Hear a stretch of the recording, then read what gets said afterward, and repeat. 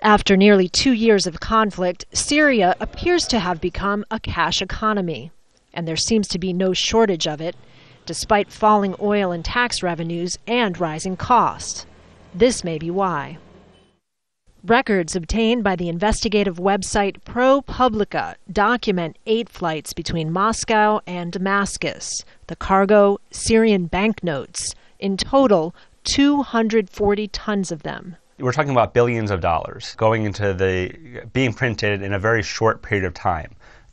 Most of the flights that we tracked occurred in a 2-week period at the beginning of September.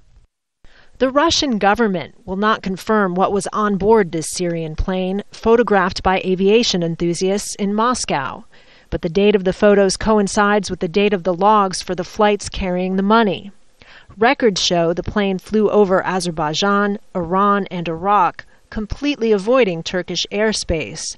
A former Russian diplomat says it was a perfectly legal business transaction.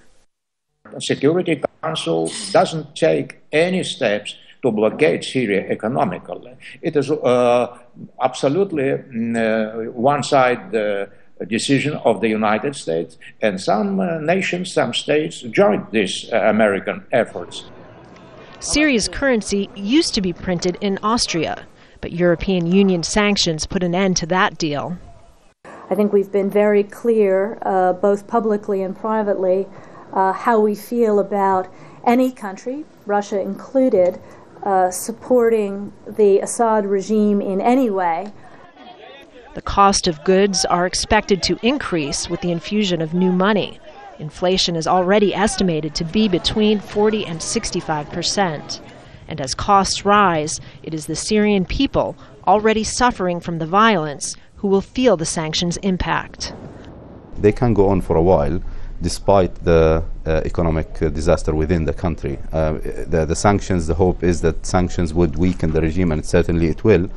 But would that result in its collapse is another matter, I think. Having a steady supply of cash will allow the Assad government to continue paying its workers, most crucially, its soldiers. Kristen, Saloomey, Al Jazeera.